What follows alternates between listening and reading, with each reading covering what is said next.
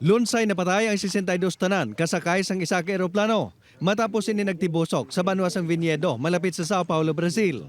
Ang eroplano ay nagikan sa estado Samparana kag padulong kuntani sa Sao Paulo.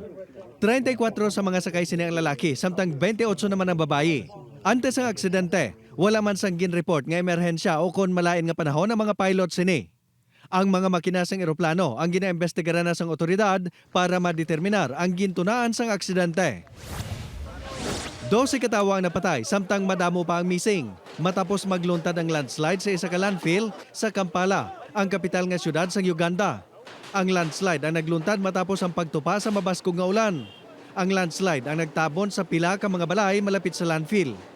14 naman katawo ang nasalbar sa ginpatigayon nga rescue operation sa mga personnel sang gobyerno kag sang Red Cross.